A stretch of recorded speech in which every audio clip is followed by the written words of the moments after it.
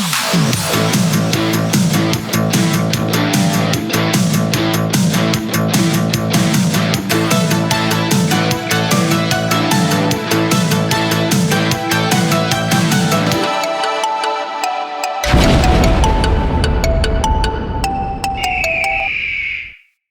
everybody, and welcome to another episode of the United States of a Movie podcast, a podcast by movie fans, for movie fans, but we don't just sit here and talk about movies willy-nilly. No, we actually have a purpose, and it's a damn near impossible task as we try to find the one movie to define each state in these United States, and I'm glad I don't have to take on this task alone. I have two gargantuan movie fans as well. First up, he's not just my co-host, he's a writer and a producer and a director, a filmmaker in his own right. Will Hirsch, welcome back to the show.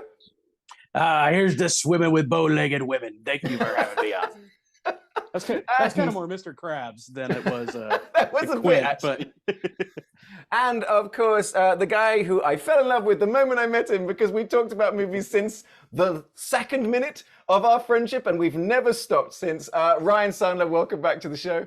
God, if I had a nickel for every time British men said that to me, I would have one nickel.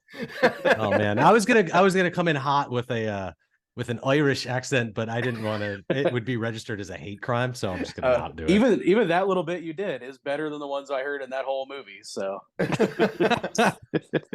we'll get into that. Yeah. Oh, we're definitely gonna get into that. I like that it's unclear to know which movie you're talking about. Too. It could be any one of these movies. Very true. Well, that's because the state that we're trying to take down this week is Massachusetts. At the end of the last episode, Will's challenge was to do any movie that didn't have Matt Damon or Ben Affleck in it. And I just completely went against that rule because that's impossible. Yeah, we made it to Tuesday and then we're like, now let's scrap that idea. Yeah, it cannot be done. No. Which is why I went big, in my opinion, especially when it comes to Massachusetts and Boston in particular, because I picked the 2006 movie The Departed, directed by Oscar winner Martin Scorsese. In fact, he won it for this particular movie, starring Oscar winner Leonardo DiCaprio, Oscar winner Matt Damon, Oscar winner Jack Nicholson, Oscar nominee Mark Wahlberg, Oscar nominee Alec Baldwin, and Oscar nominee Vera Farmiga. That movie's so good. And I know that there was some discussion among us of, do we really need to rewatch The Departed? We've seen it. So glad I rewatched it, because that movie is so freaking good. It's like the Casino of Boston. I mean, yeah, no, that movie just it rules so hard. And I know there's discussion about whether or not that Scorsese really deserves the Oscar for that movie as opposed to like any of the other movies. I don't care at that. I think he's Scorsese. Of course, he should have won it. Yeah. And that movie is just awesome. And I think it's stood the test of time, nearly 20 years down. It's phenomenal. And as I'm watching this, and I watch it again with fresh eyes, but this seems like maybe I'm crazy, but it seems like the least Scorseseest of the Scorsese movies. Like there's just something about the filmmaking in this that just doesn't it feels different. I don't know what it is. I get it. I know exactly what you mean, but I was like going, it's his least theatrical, while at the same time being uniquely theatrical in all of Scorsese's movies. Like it still has his shots and the violence, but there's just something the way about this film is made that just doesn't feel like any of his other things. It honestly feels a little Michael Mann-ish, like as opposed to Scorsese. Yes, I was thinking that too, because I also watched Collateral immediately after it. Oh my God. I'm so jealous. But we'll get back to that because, as you can tell, we probably have one or two things to say about The Departed, but we're going to have plenty of things to say about the other movies that we're bringing to the table. Ryan, you had a great one. I'm so happy you brought this one. Tell us about your movie. I pulled this movie, and the second you said Massachusetts, I immediately went to Boston because it's the only place there. Let's be honest. Right. I thought of this movie that I'd seen when I was much, much younger. And I remember I thought it was like way more popular than it was. And I think the year it came out, it probably got overshadowed by a bunch of other things. Speed but I picked, came out the same time. Yeah. Exactly. That's right. It was 94. 94. Right? So I picked a movie called Blown Away about an IRA bomber with Tommy Lee Jones just hamming it up. Oh yeah. You got Tommy Lee Jones, Jeff Bridges, the other Bridges, Lloyd Bridges, Lloyd Bridges, Bridges of Madison County, all of the Bridges, all of them.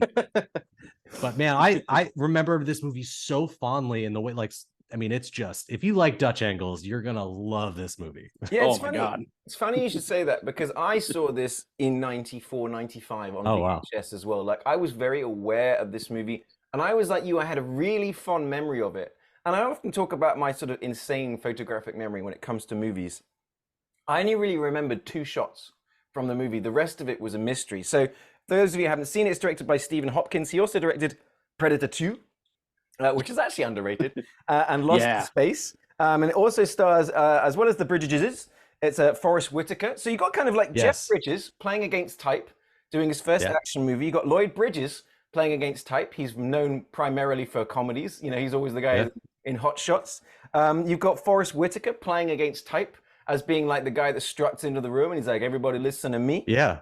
You got Tommy Lee Jones committing a hate crime with his accent. Well, but I didn't care. I loved it. And then we also have Susie Amos, who goes on to, she's Rose's daughter from Titanic and the future Mrs. James Cameron in this particular movie as well. I love, and we're going to get into it, but like this movie was genuinely surprising because I think what I liked most about it was I thought it was a great script. If that script had been directed by Scorsese in the early 2000s, it would have won an Oscar. Yeah, and I think like you're right. It was, if it wasn't overshadowed by the fucking monster that Speed was, it's the classic case of the 2 same movies coming out at the same time, like The Prestige and The Illusionist and Armageddon and Deep Impact, like that kind of era of those similar movies. And I think this is, I think it's a more, I mean, it's not a better film. I can't say that, but it's just, I enjoy the hell out of this one. I love it. Yeah. I was just impressed by the twists and turns. Yeah. We might, the twist. This will be an interesting one to talk about. I don't think I had quite the same reaction. In fact, I didn't have quite the same reaction you guys Excellent. did. I watched this movie in chunks. I watched this, like, I got like 30 minutes into it. I'm like, I need to go do something else. And that was kind of my experience. Are you hot taking me? Are you hot taking me right now? I've got a take that's hotter than the explosion that killed all the people. Finish it. All right. Finish Well, it. that metaphor fell apart, but you get what I'm saying. You mean that metaphor was blown away? Yeah. Damn it. See, there you go, Will. It was well, right it's there. my fault for precursoring this movie with prepare to get blown, which in the context of the group chat probably didn't translate as well as I thought it was going to. I was very disappointed. Yeah, it was let down. No one gets blown in this movie. But they do get blown away. We'll get back to that one as well. But Will, as Will described it on our group text, you pulled a real basic bitch move. But a great one when it comes to the sort of a debate we love to have on the show is the shot in versus set in. Because you picked a movie that was very famously set in Amity, New York, but very famously shot in Martha's Vineyard, Massachusetts. I was surprised when you picked it, and 20 minutes in, I was calling you a basic bitch because it's such a great movie. Will, what did you bring? I picked Jaws 4, The Revenge. No, yes. No, the OG Jaws. We'll do a whole other podcast about my love of Jaws 4. But we went with the original Jaws. Yeah, 1975, directed by some fella, some nobody, Steven Spielberg. Senor Spielbergo. Yeah, just real. That's from The Simpsons. I remember that. That's a great one. There's certain Simpsons core memories that are just burned into my head that spill from those out. First 6 seasons, there are some ones that come out even for me. Starring Roy Scheider, Robert Shaw. Oh my God. Richard Dreyfuss and Lorraine. What's her name? I can't even read my name. Gray, right? Lorraine Gray. Yeah. Gary. No, wait. Yeah, Lorraine Gary. Who goes on to basically be in every Jaws movie. And 1941, and that's she's in the she's in the 5th one where there isn't even a shark. Yeah. If she turned up in the Meg and the Meg 2, woohoo! Oh man, love that. So yeah, let's that was another one of those movies that is like, oh, Ryan and I were just talking, Will, before you logged on, of along the lines of, oh, do we really feel like we have to watch Jaws again? And within the first 5 minutes, I'm so glad I'm watching because it is just a masterpiece of another perfect film. Like we often say, it's just, I mean, the same thing. The second the title sting hits, I mean, it really is. He is such a masterclass of filmmaking on this one. It's just, and getting to watch it again fresh, like for the pod, that was a real treat because I was really absorbing every camera move, every every framing setup. It was just absolutely stunning. The way he moves the camera. He should make more movies. Yeah, he should. Yeah, he's got real talent, this kid. You know what I mean? Yeah.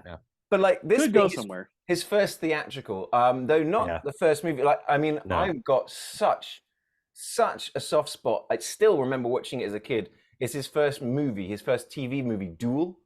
Yeah. Which is, you just see, really good. You just see this guy going. You see why Steven Spielberg is Steven Spielberg, because the way he makes the trucker character. It's all those classic things of like, just the boots. Just classic Spielberg that you see play off all through his filmography. You want to see classic Spielberg, just go back and watch the first Columbo episode. I was about to say, to Columbo, he does that great shot where it comes through the window. I'm like, that kid was just like, he knows movies, man. Steven Spielberg knows how to make movies. Let's talk about Jaws, because much like I was saying, and like Ryan, you're right, is that in those first 5 minutes, you can just tell. It's that great opening scene where there's a bunch of hippies on the beach. One guy's a bit too drunk. The hippie girl goes into the water. She like strips down. It's all very cool. It's shot fantastically. Yeah. And then it just gets.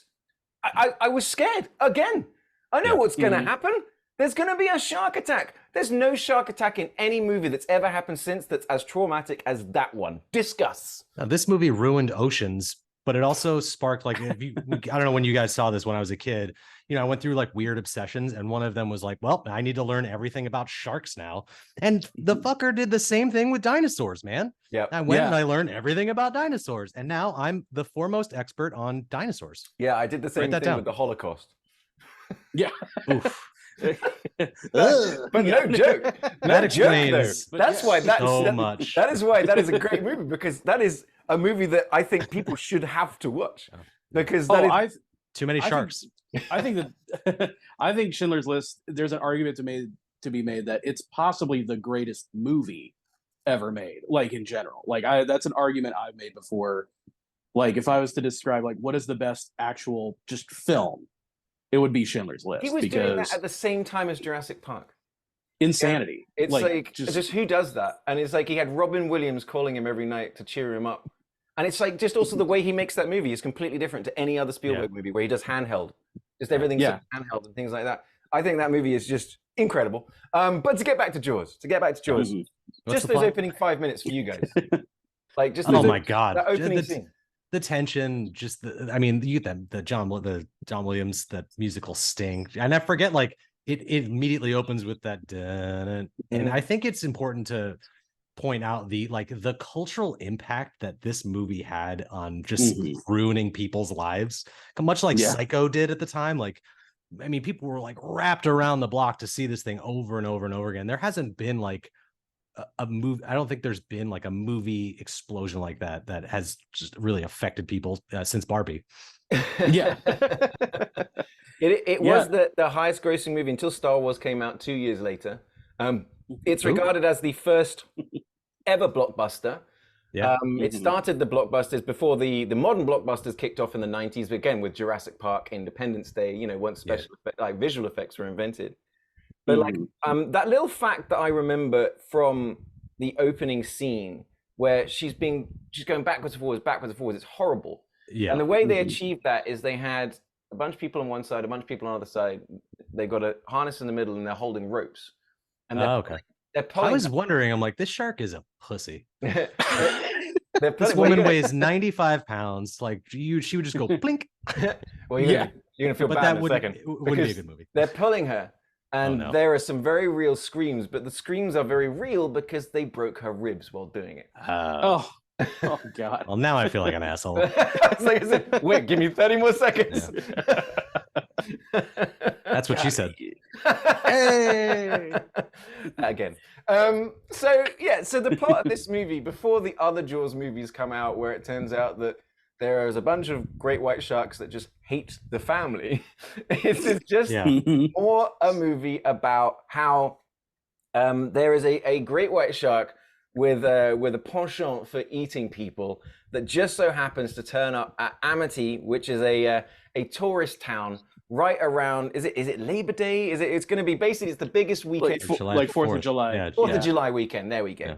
Yeah. And it's just that simple. It's just it's the story of this movie's about a mayor trying to just keep his town together. That's it. He's trying to keep the dollars flowing in. It's a little movie about small town bureaucracy. It's a movie that is basically the coronavirus pandemic played out as a shark. People just going, there's no shark, and we got to stay open, we got to make money, and there's other people going, I wouldn't if I were you. Yeah. Remember when like the biggest criticism of this movie is like, really, the politician is going to keep everything open while people are dying? Remember when we thought that was like a silly thing?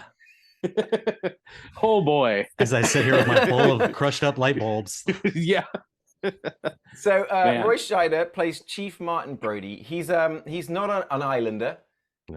He's, as they say, if you're born there, you're an islander. If you're not, he's moved there. So, but he at the same time, very quickly at the beginning, or there's something's been happening, and it's the mastery of this movie at every single almost case is you never see anything. You see like a hand, but you see their faces reacting, or someone vomiting to the body. You never really see the shark, and when you do, it's done so well that even I'm convinced it was a real shark. And that was the happy accident, as many of us know, because they famously couldn't get the mechanical shark to work in the water. And Spielberg, young as he is, first feature film, he makes the decision that no one makes, which is to shoot this for real on the ocean. No, we're not going to do it on that big water tank at Universal or whatever. We're going to make it on the ocean, which comes with its own challenges, but its own benefits, because that is a movie that, like, as a kid, just hit me for real, because, well, that's a boat in the middle of the water, and that's a shark, and this is scary. Yeah. I was absolutely terrified. I don't remember how old I was when I watched this movie. Which is the Jaws where it pulls the helicopter down into the water? Was that 3? That's 2. Is that 2? Yeah, it's where they say his son's gone sailing, and then they got the helicopter, which was set up in the first movie. I like they brought that back. God, but like you're right. I mean, Jaws too. I'm not gonna lie, I liked it. I think people maybe overlook the fact that Spielberg is such a phenomenal horror director. Because you think of all of his other movies and stuff, but man, like every scene just lingering, and even that opening scene with where Roy Scheider's sitting on the beach, and you get that iconic camera shot. I mean, people who use it in movies ever since, but I think it's still the best one. Because how did they? I mean, I've watched the behind the scenes of them doing push in and zoom out at the same time. The way that the background just goes, whoop, it's just iconic. But even when the guy's talking to him, you see him like peer over the guy's shoulders to like look in the way. I mean, the tension. The tension of that scene. That's something that I really like about Spielberg is he makes any sort of conversation scene messy. People are talking over each other. There's other people talking in the background. And the way he uses the tension of that guy talking to him while he's trying to keep an eye on the water, and it's all done with like shots of his eyes coming over. And even you as an audience are trying to push the guy physically out of your way. Like, dude, shut up. Move. There's a kid out there. There's sharks, man. Oh, God.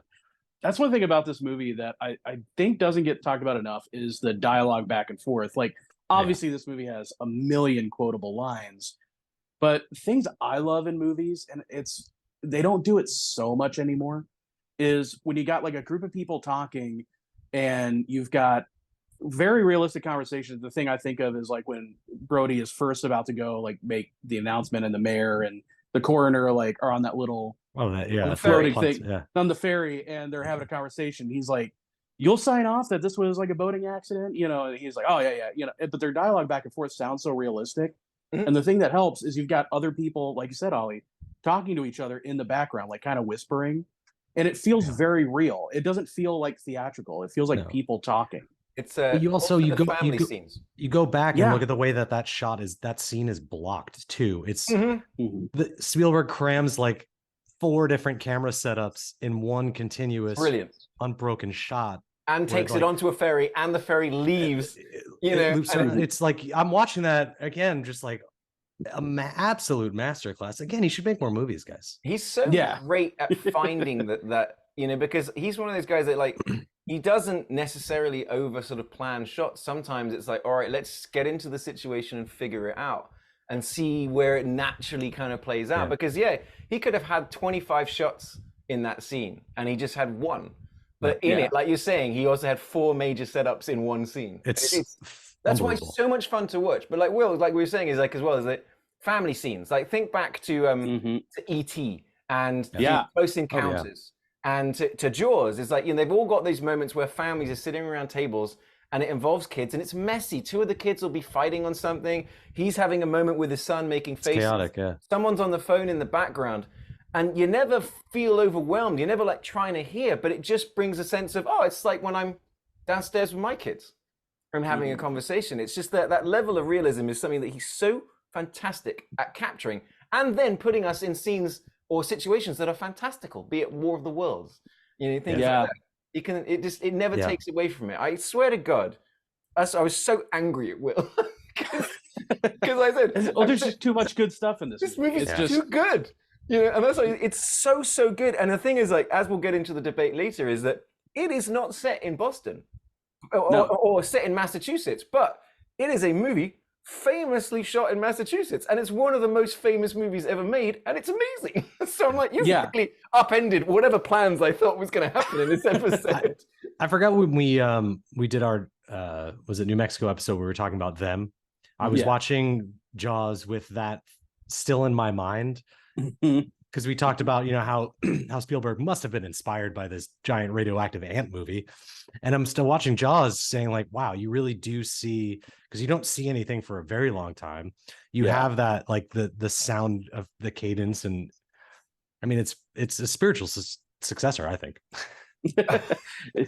Pretty much. I mean, there's definitely a lot of elements like with the fantastical elements, like when the ants show up. But what I think is kind of the deal, because I do think Spielberg was inspired by like those old movies from like a tension standpoint, for sure. Yeah, and I think what artists do, I kind of actually made a video about this not too long ago, talking about how there's the debate about AI, how it kind of like, what's the difference between AI like plagiarizing or taking from all these other resources to generate something new versus how an artist is inspired by other pieces of art. What AI can't do, and this is a good illustration of it, is what Spielberg does, which would be to see something like them and be like, I like some of these elements, but these elements don't work. They don't go far enough here. And he remixes them. He enhances some elements. I mean, the shot we were just talking about with the zoom in and, you know, pulling back for that shot, that's a Hitchcock shot that he basically did so well and used such great effect. Yeah. Nobody thinks of the Hitchcock shot. So you're saying AI can't make a Spielberg movie, but Spielberg can make an AI movie? That's exactly it. That's the only AI piece of art anyone should see. I can't believe you just pulled that up. That was incredible. That was good. Oh, taking that rambling and finding that through line. Where's the Oscar that we can give you? That's awesome. Great connection there. But yeah, you were talking just now, Ryan, about tension, and this movie is defined by its tension. And I think the other thing that I really like, and I think it's going to sound weird to say it, but Ryan, it's something you like, is movies that start or very near the beginning involve the death of a child. And I've been on record. In this case, one of the first, like after the initial attack, so we've then got the second scene, that bit where no one's going in the water and the mayor goes, go in the water. And you have that shot. Remember the concerned grandma's, like, she just, as she goes past camera looking so scared. But anyway, you get the tension build of we are Jaws. We're under the water and we're like going, ooh, this person looks tasty, or ooh, this person looks tasty. And then it's you get the dog, the guy playing fetch with his dog. Like the setup to the payoff is just like, you know, something's gonna happen. And Spielberg is such a master at like these little vignettes of like the kid on the raft and the couple playing, and it's just any one of these little mini fake outs. Any one of these people's like shark food, and you just don't know what's gonna happen. It's a little evocative of those scenes that we've seen. I mean, even in Jack Reacher, of just like you know, a sniper scope. Yeah. You know, people that are not realizing that death is circling them in this particular moment. And then when it does happen with the Hitchcock, now Spielberg shot of you see, and it's done so well, is you see a hint of shark, you see this, 12-year-old boy, and then it's just an explosion of water and blood. It is horrifying. Yeah. But to start like that lets you know as a viewer, no one is safe. Right. No one will eat a child on this movie. So you better strap in because anybody can die. And I think that's where, when that happens, you're like, I was like 10 watching this movie going, oh, shit. Yeah. And even still, the mayor's like, let's not be hasty. Yeah. It's just one kid. There are plenty of kids left on the island. Yeah, and that's the bit where, so the mum who, remember the way she's just dressed all in black, and so she puts out like a reward, and suddenly every Tom, Dick, and Harry with a boat or a shotgun or anything is just going out there trying to murder any and all sharks they can find at that point. And that's where we kind of get introduced to the greatest character. Is Robert Shaw's Quint. Jaws the shark. is Quint. A character that wasn't cast even 9 days before the production started. Still wasn't cast. Offered to people like Lee Marvin, Sterling Hayden. Robert Duvall was initially offered Brody, but he wanted Quint. And I'm not surprised because what Robert Shaw... It's the best part. Yeah. And he plays it. I mean, did he win an Oscar for this? Because he should have. Because it's incredible piece of acting. I don't think he won an Oscar for that. I think he had won an Oscar by this point because he had, he was such a big, actor, especially in England. Henry VIII and stuff, and he was just so. What was it? He was nominated for an Academy Award for Henry VIII. Oh, that's right. Yeah, but I mean, talk about. I told you guys this over text. His USS Indianapolis speech is, I think, the best movie monologue in history. It's just so good. It's iconic. To a point, we sent like 6 parodies back and forth of other people doing it. But it's a testament to how iconic this character type is now. Like the grizzled expert that may be a little fucking crazy, but God damn it, he gets shit done. Well, Quint's monologue, like you were saying, interesting. I was just reading about this. Is the question of who deserves the most credit for writing Quint's monologue has caused controversy. Spielberg described it as a collaboration between Sackler, Milius, and Robert Shaw, who was also a playwright in his own right. And they're saying Milius turned Sackler's 3/4 of a page into a monologue, which was then rewritten by Shaw. But that's the thing, is that Robert Shaw owns that monologue in a way that I would have put money that he had been there.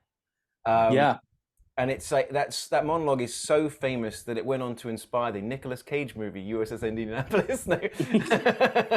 But the actual story behind it is it made people go and look into this. That is one of those things that everyone knows that story, and they know that story because of that monologue in this movie and the way that Robert Shaw says it. That you're like, and it's also like the way that Richard Dreyfuss reacts, because he's laughing, giggling, and then you were on the Indianapolis, and everyone else is kind of like Roy Scheider going, what's the Indianapolis? What do you... What happened? Oh, everyone got eaten by sharks. Yeah, it's one of those... The other incredible thing about it is it's obviously a true story, but when they were filming it, it had only recently been declassified. That was top secret information for a long, long time. And I think like a year before it had been declassified. And one of the actual survivors of the Indianapolis was watching Jaws when it first came out. And he's described, I got to find the interview, but there's an interview with him where he's like, I'm sitting there watching the movie, and all of a sudden, Robert Shaw is describing my life story. Oh, and he was just like, he just didn't know what to make of it. He was just like, it was the strangest thing that someone else, a movie character, no one else is supposed to know about this. So he's like, a movie character is describing what happened. And he was like, it was the most bizarre. I don't even know if he said he finished the movie, which would be understandable. No way. I mean, it's much like this, Normandy D-Day veterans watching Private Ryan. They're like going, that's what it was like. And they had mental health people there for them if they wanted to talk about it, because it was like, that's the first time war looked like war. So then it was always just heroic, kind of like raw, and this is like, oh, this is what it's like. I never want to do that ever in my life. That is terrible. Yeah. I've got sand in my stump. So the movie has kind of like, it's much like, have you guys ever heard of Acts? But the final act of the movie, the body spray. is where the three of them get together, and like I kind of like is that so Dreyfus, he's kind of like a rich kid, but he's like a marine biologist, but rich kid, but then him and Quint end up becoming quite close. He reminded me of Billy Crystal and Curly and City Slickers. City Slickers. Yeah. Very much. That's great. That's exactly right. Is that Robert Shaw doesn't like him at first, but as time goes on, it's little things like he's throwing out knots, but then you've got Richard Dreyfuss quickly tying a knot and throwing it at him, going, I know what I'm doing here. I am like, the only person that doesn't know is Roy Scheider. He doesn't like the ocean. He doesn't like sharks.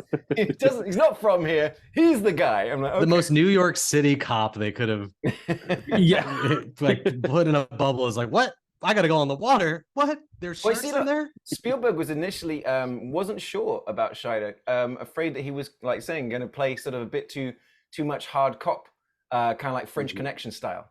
But he plays just the family man, the guy overwhelmed, the guy trying to do the right thing. Everything, it's like you said, Ryan, perfect movie. We've said it before, when people are cast perfectly, when everything's just gelling. And also because of challenges. We often find that some of the best movies are made when they're facing challenges. And this was a movie that was facing challenges, going over budget, nothing was working. Is this going to be the biggest bomb of all time? And it ends up exploding, because when you back people up against the wall, they get inventive. And when you get inventive, you get magic. And when you get someone like Spielberg flexing his creative muscle, I mean, it's just lightning in a bottle. Let's for example, like the fantastic sort of like idea of, well, we can't show the shark. Well, why don't we use barrels? And fuck me, the tension of watching a barrel is just amazing. And then they just keep adding barrels. You're like, how many barrels? Come on. But that's it. You see that barrel pop up, and you're like, oh shit, Jaws is here. Yeah, Jaws the shark. It's such great filmmaking, and the whole last scene, the way it plays out, we're gonna need a bigger boat. Apparently, that's an improvised line. Now you get the scene where Richard Dreyfuss' character, he's in the cage. I forgot about the cage scene. But then when they brought the cage out, I was like, "Are you crazy?" Yeah. But that's a real ass shark tearing that cage up, right? I mean, like, how do they get him to do that? This whole movie, like, because we've barely seen anything of the shark, and then the last 12 minutes are wild. There's an incredible shot where it's above, we're looking down on the boat, and I again would have been convinced it's a real shark, but they must, of course, they must be pulling it through the water, but it just goes past the boat. It still looks so good, so real, but it's massive as well, and it's like you finally get this kind of sense of scale of what they're kind of up against, and then it's a comically huge shark. It is. I think it's like almost as big as the boat. I think so historically huge. it's as big. That's as why the they're boat. going to need a bigger one. But then when it comes down to Quint's death, God, really, especially after that monologue. I mean, of all the ways to go, and it's kind of interesting because when we get to Quint's place, we notice that he's basically a serial killer of sharks. He's made it his life's mission to kill as many sharks as possible after they ate all his friends. Like, the first time we go to his place, he's like, oh, he's making some food. No, he's boiling a couple of sharks. To a point, I was getting the vibe that he wants to capture this shark and tie it up to a chair, much like in Reservoir Dogs, and just kind of dance around it and like clip little pieces of it off. Yeah, like, is he trying to fuck this shark?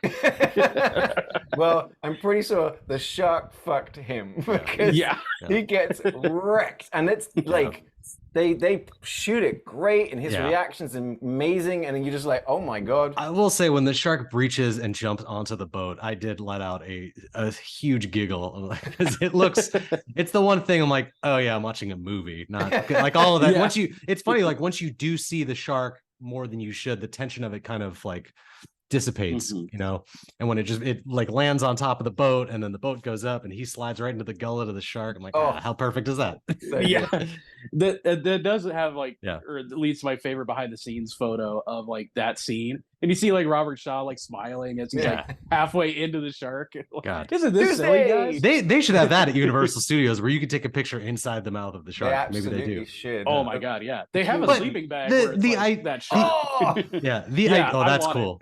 The idea that this shark is like shockingly intelligent to a point where it's hunting people and boats is not lost on me. It's hilarious. Well, it's the shark from Deep Blue Sea. That's why it's so intelligent. It's bluish. Yeah.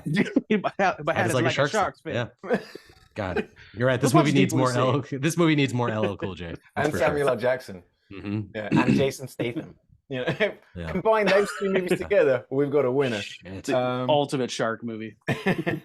Which is absolutely nonsense because Jaws is the ultimate shark movie. Now, coincidentally, I don't know how many books Peter Benchley had written with sea creatures, but when I was younger in the 90s, there was this huge television event because he had written a book called The Beast, and it was like it was a 2-part actually movie of the week, right? Yeah, and it stars the guy from Manhunter. I just heard his name, but Brian Cox. No, Wish. Manhunter, and he was on some other show. Yeah, too. I know exactly. It doesn't matter. About. But this movie was like a big deal. Like, not much like Jaws was a big deal. This movie was also a big, like, on TV kind of deal. And they did this. They pulled the same Jaws shit where, like, you don't know what this creature is, and it's on the water. It's basically the same exact story as Jaws, but split into 2 shittier TV movies. But I remember it being such a huge TV event, and then getting to see it, and then being supremely let down by how horrible it was. Okay. Yeah, starring William Peterson. That's what it is. Yeah, and it's the giant squid is like right. That's it. Yeah. Yeah. Thank you. Yes. And I remember the same thing, like being like kind of into it. There was a lot of those like 90s TV movies where the first half you're like, okay, where is this going? And then the second half, Langoliers is another one where you finally see the creature and you're like, oh. Random sidebar, bearing in mind that you brought up the idea of the sort of the 2-part TV movie that would happen as an event one night and then the next night. That was, I think, the first way I ever saw Superman. So did you ever see? Oh, really? The original Richard Donner one, there's an hour longer. Oh, right. Version, which is the TV made for TV, the 3-hour version. That I'm like, whenever I watch the movie, which is to me one of the best movies ever made. I remember as a kid going, actually, when I watched it on a Friday and a Saturday. Now I think about it, and it was like a really long. It's the way they used to do that back in the day. They should bring that back. Yeah. Well, actually, didn't they do something like Tarantino did, like The Hateful Eight, as a series? As a series on Netflix. It's like an hour longer. It's like 4 because that needed to be longer. Right. Yeah. That's one of those. See, so many of Tarantino's recent movies I've only watched once, and I kind of need to return to. Like, I remember I saw that in the theater, and I was like, it's basically it's a play. It's like a play. It is Hateful Eight. It is a play. Yes, 100%. Not enough sharks. But not enough sharks.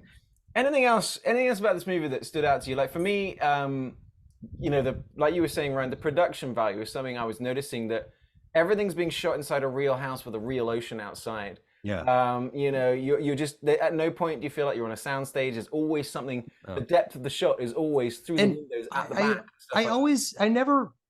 When I watched this when I was younger, I never really clocked that it was set in like Amityville or Amity, whatever it is. Amity, yeah, or Martha's, like, whatever, like an East Coast beach just never clicked for me for some reason. I always thought, like, I wasn't like, this is such a Florida movie, or like a California movie. It never never registered to me as a Massachusetts, like eastern coastal city, Yeah, no, for me, me either. It's one of those things I never really thought about. Have you guys ever done or wanted to go and do? You can watch Jaws on a big screen, but you're also in the water. They used to do that. I think Alamo would do that, like in Texas. Like you're on a float, and they have it's like a drive-in, but you're floating on the water. Probably the only place I would do it is in Texas, landlocked on a reservoir. But even then, I'd be. It's a foot. It's like a foot of. It's a foot of water. It's a foot. It's basically a giant puddle. I don't care. It would be really funny though, if, like, just for fun, they did dump one shark in there. Just I mean, keep really, other Yeah. Now we're talking. That does sound like a fun time. Like, if you listen, guys, if you got a pool in your backyard, set up a fucking sheet, project, Jaws on it, get everyone over, get a shark in there, and just have some fun. Serve shark bites and other shark-related foods. Everybody has to have a small cut on their leg, so there's a little bit of blood in the water. And you say extra rare steak and stuff. Somebody drops it in the pool. Good time for everybody. Will, are you writing these ideas down? I've got it. My last closing thought about Jaws, and I even thought this when I was younger, at the very end when he explodes, famous spoiler alert, explodes Jaws with some line that he says, it doesn't matter. In my mind, I'm Why, like, you son of a bitch, or something like that. He wouldn't says that- you're going to be blown away. Yeah. Yeah. You are No, but departed. Yeah. Depahhhted. But no. He explodes the shark, and there's blood and gore and viscera everywhere. And in my mind, even as a kid, I'm like, wouldn't that just bring more Jaws? Yes. Oh no. Like, see, that would have been the best for the sequel. Is they're still and I'm still like swimming the to tension, the island. the tension. 9 Yeah, sharks. my mind. I'm like, oh, guys, there's probably more than one shark. That now movies do, like, oh, we got the Meg. Psych. There's an even bigger Meg. But in my mind, like as a kid watching that, I'm like, what are you doing? There's other creatures in there. What then happens in the Meg once they kill the Meg? Yeah, exactly like you described. Yeah. A whole bunch of sharks turn up and eat the Meg. And so you're like, the Meganing. Yeah. It's like, it's the circle of life, baby. Yeah, dude. Oh my god, I really can't wait. I really want to see the second Meg. That movie. I watched on a plane, the first one, and I had it was one of those movies where I'm like, I had an embarrassingly good time. It's kind of like when I watched Fast and Furious 9. I'm like, I wish I wasn't enjoying myself, but I kind of. You kind of know what you're getting, and it's a testament to just Statham being just a charming son of a bitch. The first 5 Fast and Furiouses are on Netflix right now. I was just last night, before, but I was up late last night, as I was telling you, but I put on like the first 20 minutes of Too Fast, Too Furious, because I used to love that one. I'm watching it going, no, I'm going to finish this movie tomorrow. Yeah, no, it's good. Yeah, it's fine. Okay, so moving on from the world's most famous shark, let's go to a movie that features the personification of a shark. Jack Nicholson playing the bad guy in The Departed. Let's get into The Departed. Now we talked. I was going to say we talked about this prior to recording. We agreed that every time we said it, we were going to say the Depahhhted. Depahhhted. Okay. Everyone, we're gonna do. And if you're listening at home, we're gonna turn this into a drinking game. So we're gonna do to the Departed and the Boston accent what Tommy Lee Jones does to the Irish accent in Blown Away. We're going to ruin it. Yeah. This my favorite thing about this movie is watching Matt Damon and Mark Wahlberg trying to out Boston each other. Oh, that's the only thing. Well, Mark Wahlberg wins that one. Yes, he's like he's a pre-Ted Mark Wahlberg. Yeah, he's great. To sort of say that this was the movie that Mark Wahlberg got an Oscar nomination for gives you an idea of just how much everybody is firing on all cylinders in this movie. The movie itself is based on a great, I own it as well, a fantastic Hong Kong movie called Infernal Affairs, which actually ended up. It's the kickoff of a trilogy, actually, is that the Infernal Affairs trilogy goes back in time and tells them younger as a prequel kind of thing as then 2 movies. But when I just saw The Departed first, and I knew it was based off a Hong Kong movie, and I was surprised that Scorsese was like adapting somebody else's movie. I go, really? Yeah. Okay. And then I watched it, and I thought, I wonder how inspired it was. Just an hour and a half of The Departed is pretty much lifted scene for scene, word for word from Infernal Affairs. But then what they've also done is add on the Boston of it. So it's the true story. It's inspired by the Boston Hill Gang, Whitey Bulger, all those guys. So they've taken Infernal Affairs, and it's kind of like I was saying to you guys on the text thread, is that only when I rewatched The Departed did I realize that, oh yeah, it's Infernal Affairs, but then Scorsese has just added so much to it that I forgot the 17 twists in this movie. Yeah, this is 10 seasons of a TV like a procedural, like crammed into one 2.5 hour film. But it doesn't feel bloated. No. It doesn't feel like, you're not like, and you're not having trouble keeping up. It's just all these little moving pieces are just thrown together, and as we often talk about is when we... And microchips. Yeah, and microchips. So many microchips. I forgot that was a plot device in this movie. For some reason, microchips, baby.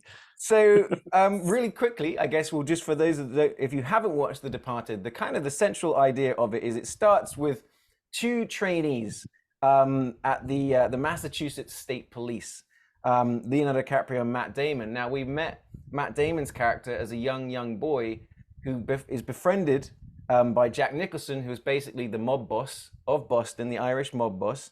And so Matt Damon is going through trainee to be kind of like a mole for the mob inside the state police. And then Leonardo DiCaprio is plucked out of training and he's grabbed by the undercover unit and they're like, we're going to send you to prison.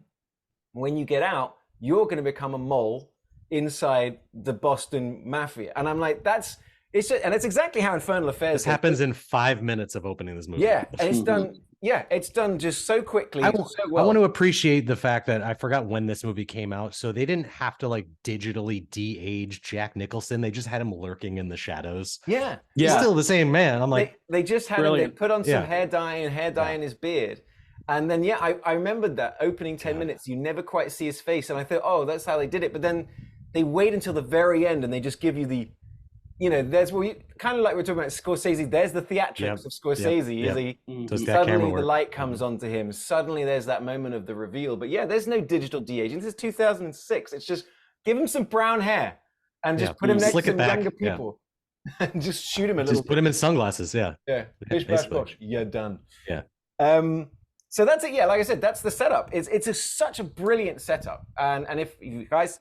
If you're listening and you haven't watched Infernal Affairs, go and watch it. It's the only Hong Kong movie you're going to watch that doesn't involve kicking and kung fu or anything. It's just straight up plot and tension. Ass. But just that central idea of that they as the movie goes on, they then become aware of each other.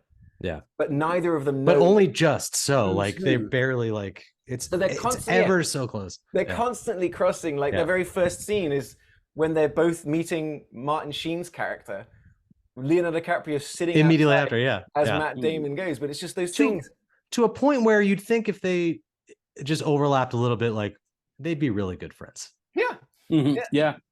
They probably have so much in common. They have so much in common. And then another thing that connects them as well is that Matt Damon has picked up Vera Farmiga. Farmiga? That can't be how you say it. Farmiga. That can't be right. There we go. I can never say her name right. It's one of those ones I read and I've never actually said out loud. I want to give her credit because she's fantastic and unbelievable. Oh yeah. And is so great in this movie. But she is like a therapist. So she's a therapist she does pro bono. She's a terrible therapist. Yes, she is. Well, yeah. I mean, technically no, because she's not Matt Damon's therapist, but she is a therapist for any officer that ends to sort of fire their weapon. They have maybe one of the best meet cutes I've ever seen in the elevator. Yes, I wanted to say very good. I want to get back to that in like 1 minute. But then is that Leonardo DiCaprio, because he is portrayed, he's undercover as someone that's come out of jail and is a troubled guy, she does pro bono work for criminals. But what he uses her for is basically like just as a therapist for I'm an undercover without ever telling her the actual then pills.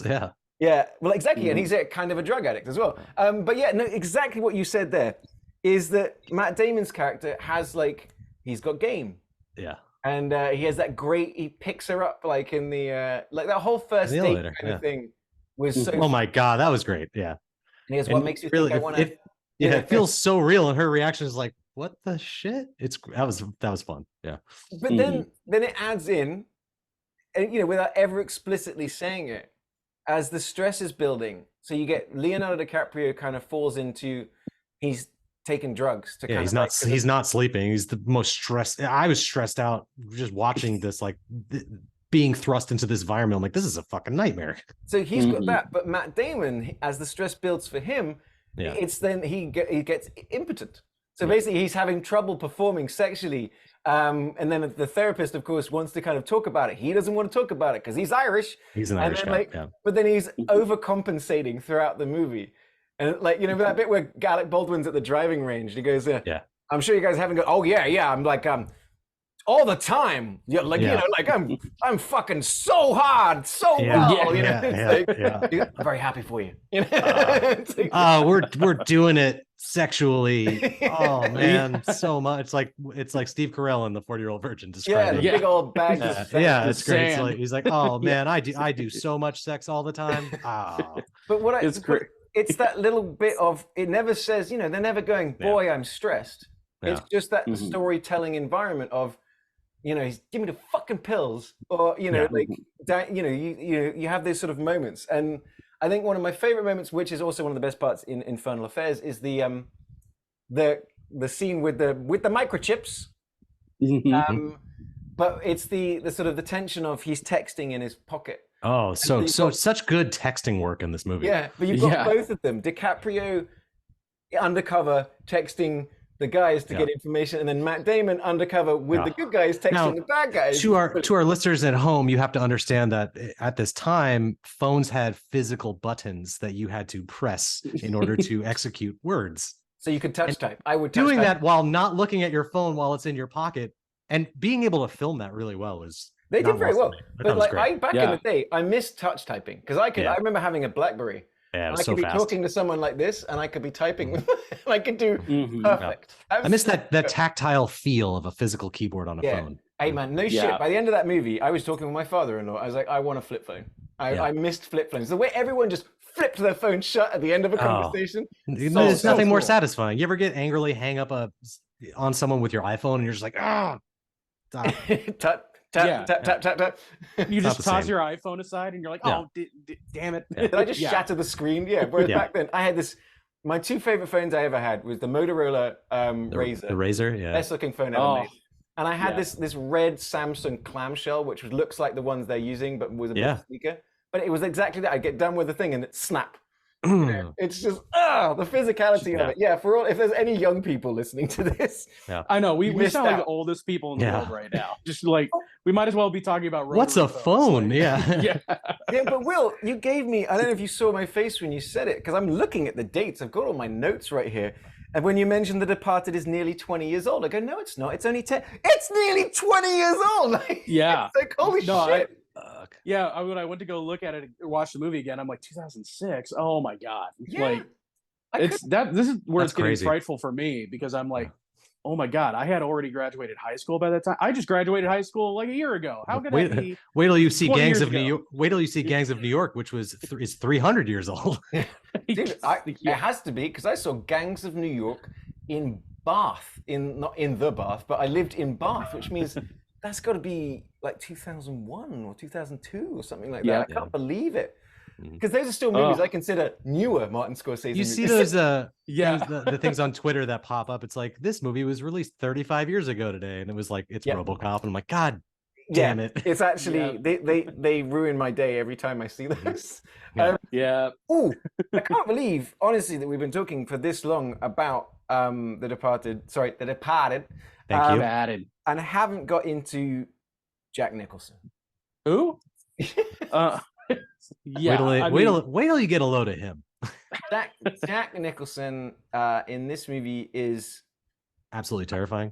Yeah, and I think I mean I've heard some of the behind the scenes of this, like the bit where he jumps up with the dildo. That was Jack Nicholson. Incredible. The bit where he pulls out the gun. While chatting to DiCaprio, and you watch DiCaprio because that was not something Leo was expecting. It's like, no, I think Nicholson and Scorsese, like, I think what Nicholson says, I'm going to do this. Like, you watch the way he acts some of his scenes and the rat sort of stuff, choices that he's making is the only choice that you can make when you've got a director that believes in you and you're an actor that knows what they're doing, and they just go, "No, you do you, mate. I'm not going to direct you. You do you, and we're going to make this movie." It's just epic in this movie. It makes DiCaprio seem miscast in comparison, like putting him up against Jack Nicholson in this movie. I mean, for that time period, I'm like, I know Scorsese and DiCaprio have their budding bromance or whatever, but by this point, I'm like, I don't need to see him in a Scorsese movie ever again. Well, this is such a disagree. Give me Martin Scorsese and DiCaprio all the time. Give me The Aviator. Give me Gangs of New York. Give me The Wolf of Wall Street. Disagree. I think he's the worst part of all of those movies. Hot take. Wow. Oh, that is not just a hot take. That is the surface of the fucking sun to me, mate. Yeah, name 7 good DiCaprio performances. You can't. The Beach. No. Critters 3, motherfucker. Yeah. We should. I've seen What's Eating Gilbert Grape, and that's it. Well, dude. Well, there you go. Actually, and we're gonna go on a little DiCaprio rant right now because no, dude. What's Eating Gilbert Grape was maybe the 15th DiCaprio movie I'd ever seen. I only saw it about 8-9 years ago, and the scene where. So if you don't know this, you haven't seen this movie. DiCaprio plays sort of a mentally retarded person, someone who's like just not quite all there. He plays the younger brother of Johnny Depp, and there is a scene where the mother dies. It's the best piece of acting I've ever seen anyone do in my entire life. Is the moment where that character, not DiCaprio, that character realizes that his mother is dead. The way he plays out, he won a Golden Globe for that, I believe. Yeah. That is where I realized, oh my God, holy cow. That's where Leonardo DiCaprio came from. Not Basketball Diaries, not Titanic, and not Being Pretty, and not Romeo and Juliet. That was the moment where everyone goes, this kid is very, very fucking good. But I would say, like, because one of my favorite books I read it twice, is The Wolf of Wall Street. And my best mate at the time, we were talking about it. And he just read the book as well. And we were stunt casting the movie. We were sitting there having a pint. I remember where we were in Barrels in Singapore. And we were like, this movie, oh my God, can you imagine if Martin Scorsese and Leonardo DiCaprio did this movie? 18 months later when they announced it, that didn't happen. 100%. I can connect you with that guy. We stunt casted that movie. When it happened, we were like just texting, just exclamation marks to each other going, did we manifest this? I can't believe it. This is perfect. That movie is amazing. I'm going to figure out a way to get that. You're in the bar and you turn around and it's Scorsese and DiCaprio over there and they walk up to you and like, hey, my husband and I really dig your vibe. I would have taken them up on that offer. I would be Lucky Pierre in that particular thing. Google it. Actually, I wouldn't Google it. I also loved Alec Baldwin. Oh, so good. My favorite scene of is like, hey, you want a cigarette? I bet you don't know a cigarette. What are you, one of the hell for you? Go fuck yourself. It's just like, insane. He's awesome. I think it's something else, much like old school cell phones, that's lost on the younger generation, is Alec Baldwin's a really good actor. Very. Yeah. And I think that's, years of like 30 Rock and recent scandals, I think have kind of like set his public image one way. But I mean, the dude, like, just, there was a time where he would turn up for roles and he would just knock it out of the park, like every time. Like, he is incredibly good. Glengarry Grant, Glenn Ross. Yeah. Just showed up for that one scene and boom, got the, like, that's how good he is. That's like Ben Affleck in Boiler Room. Same thing. Yeah. Yep. That's a good call there. I like that. Exactly the same scene. Yeah. That was the prequel to The Wolf of Wall Street, where they just did it just slightly differently. Correct. Yeah, Alec Baldwin in this movie is doing great, and I love that you bring that up, Will, because I think he's great in the Mission Impossible movies as well. Yeah. Oh, he has the best line in the Mission Impossible movies. I love him in Along Came Polly. That's the thing. He is really funny. Like, so funny. I mean, like, just 30 Rock, you could just, he knocks it out of the park every time. He's one of those guys where at this point, I wish we could just cryogenically freeze him. And anytime we need to do a 30 Rock revival, we just bring him out and then just film that, then go back. I remember when 30 Rock was announced and it said Alec Baldwin. And he was one of the very first movie stars to sign on for a TV show, which is now very common. Now, I mean, like, Prestige TV is just filled with movie stars. But that was kind of like I remember going, oh my God, is his career over? What's he doing, a sitcom? Alec Baldwin. And then he goes up like saying, well, from Beetlejuice. Of all the Baldwins you could have picked. Yeah, right, exactly. Of all the Baldwins to go to television. Steven, Alec. Larry, the other one, Billiam Baldwin. But yeah, it was that Horseshack Baldwin. Yeah, that's what taught us that Alec Baldwin is actually also hilarious. His character in that is. But awesome. in this movie, he's on another fucking level. And between him and the scenes with him and Wahlberg together, like, give me that sitcom. Like, oh my God, 30 seasons of the two of these guys just going around town, smoking cigarettes and using ethnic slurs. There's something I spotted in this rewatch. So massive spoiler alert. If you haven't seen this or Infernal Affairs, there's a big twist towards the end. Very shocking twist that involves James Badge Dale's character, who is just in the background throughout the movie. But rewatching the movie, knowing what gets revealed at the end, he plays that way in every single instance. Matt Damon's just not picking up what he's sending out. The things that James Badge Dale's character says is because, right? Well, that's good, right? And like Matt Damon never for a second thinks maybe there's another mole. And so I was the first time like on the rewatch where I've actually just been focusing on other things, like I'm watching in the background, and I realized that if you're just watching James Badge Dale, it gives you it tells you what's happening if you're just looking for it, and it's such a brilliant little bit of a magic trick. Is like when something like that happens in a movie, you go, oh, did that really pay off? And you go back and watch it, and go, oh, it was staring me in the face the entire time.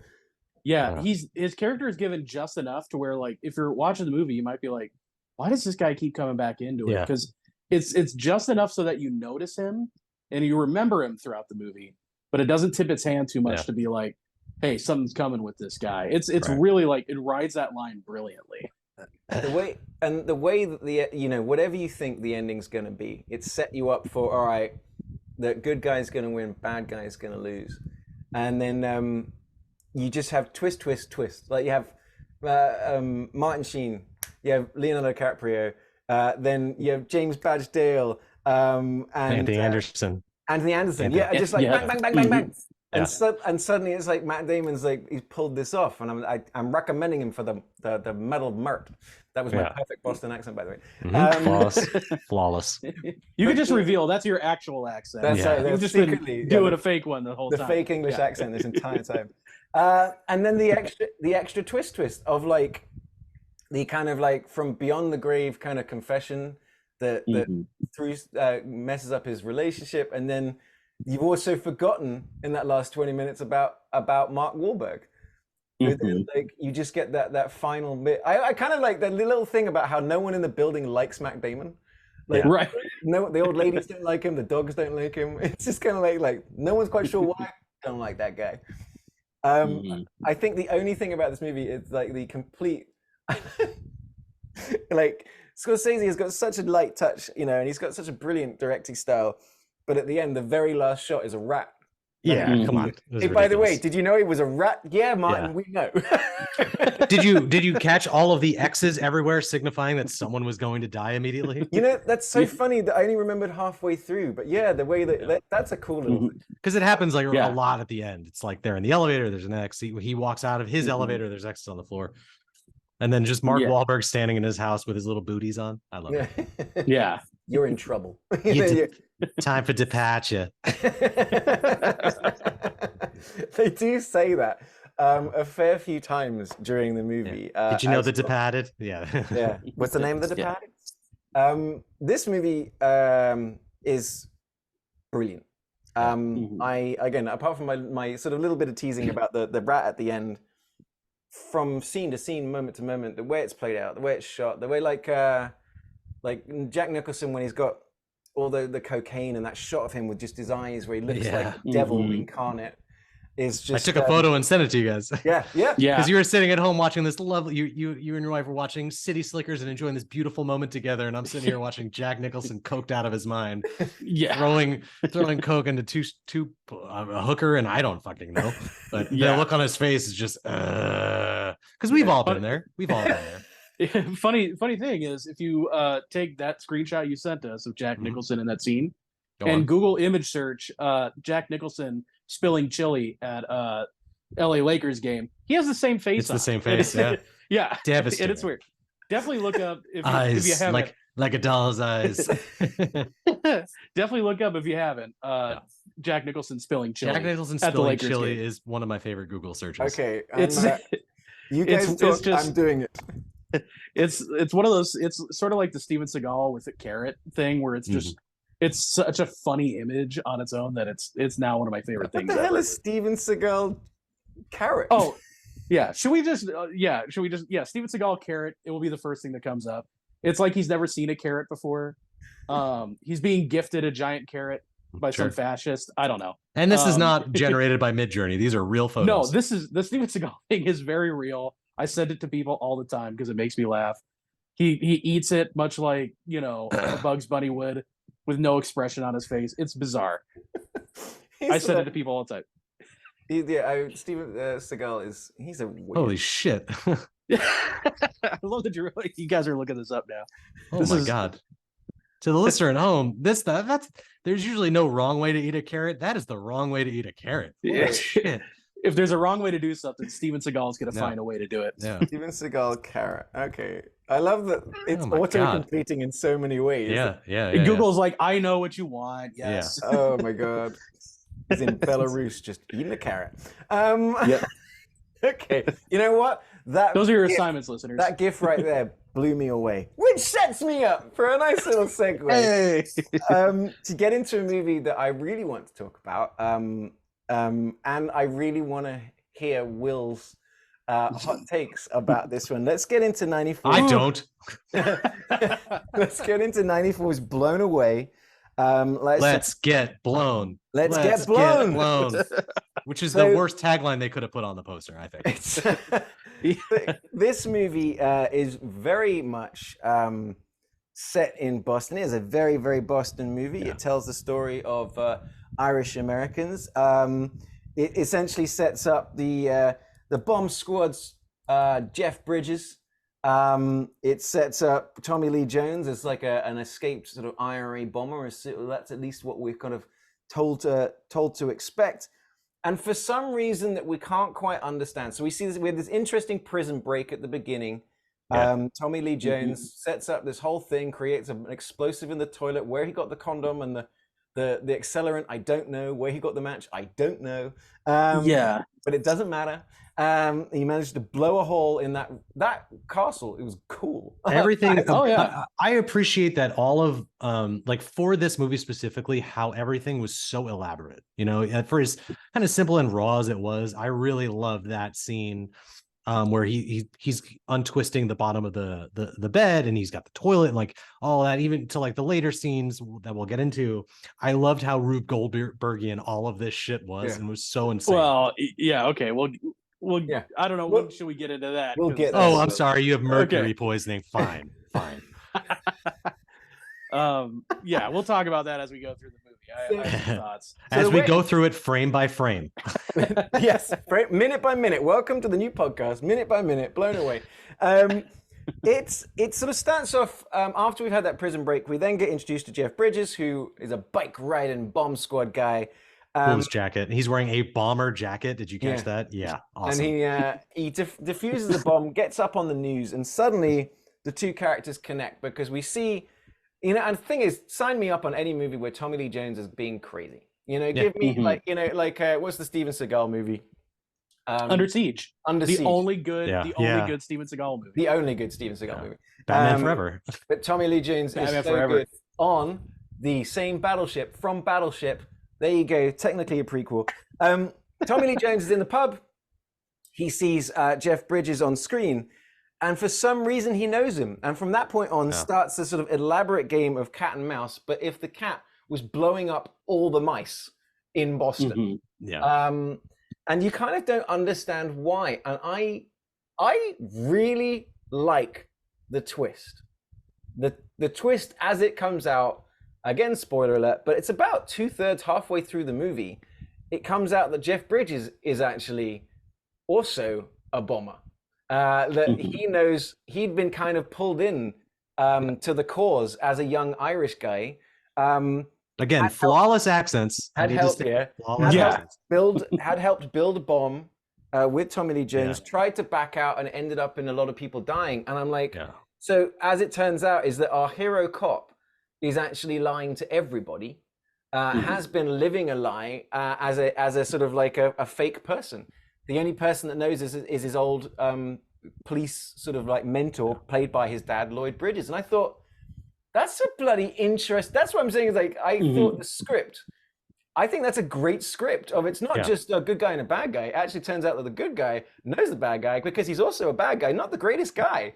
And like, while he's still heroic, he's lying. He lies to people. He lied to his wife. He's And is somehow now a bomb diffuser for the Boston Police Department. Well, There's no a holds. little bit. I was gonna say there's a little bit of yada yadaing going on Well, with the backstory, but which is fine. That doesn't really bother me one way or another. it's such a unique. I felt like it was such a unique script, but it also it felt like a very familiar thing. Like it didn't go out of its way to have like 7 different twists, like a Departed, for example. Right. It was a pretty, but like the reveal of it, you're like, oh, I mean, because they were sprinkling in the flashbacks, like you know, they're in black and white like him, but didn't matter. He's wearing that bomber jacket. I love with it. the flashbacks. I was like, okay, all right, but I'm like, maybe You thought it was just a traumatic thing, like maybe. Well, yeah, and I was thinking, okay, maybe Jeff Bridges, did he serve with the British? You know, in Ireland. I was trying to, like, you know, piece together the pieces. Yeah, like it was a good surprise. You know, Will. That was actually after the Patriots won the Super Bowl. Oh, that's what all the craziness was. That was anytime there's a championship in Boston, it's like, got it. Yeah, like from a fundamental level, like from a story standpoint, I do like that backstory a lot. It's a fantastic setup. I do really dig the idea that this guy, as a young person, was kind of roped into, you know, working with the IRA and not really realizing the totality of like human death he was going to help cause. I think that was like a fantastic part of the backstory. But I sense a but. But where the movie started to lose me is I actually do kind of like that opening scene like a lot. I thought, you know, in terms of where did he get all the individual pieces, that doesn't matter. I like that he MacGyvered that explosion. Like that was really cool. The rest of the explosions in the movie don't work like that. They're all like you said, Rube Goldbergian contraptions to where I'm like, what are you, like, they're getting so, like, the last there's a throwaway line. So ridiculous. There's a throwaway that they say, like, he can make a bomb out of Bisquick. Right. But see, that's not what's going on. And what's going on is he's like taking like 10 hours to set up these elaborate, you know, well, the bowling ball will go down here and hit these marbles.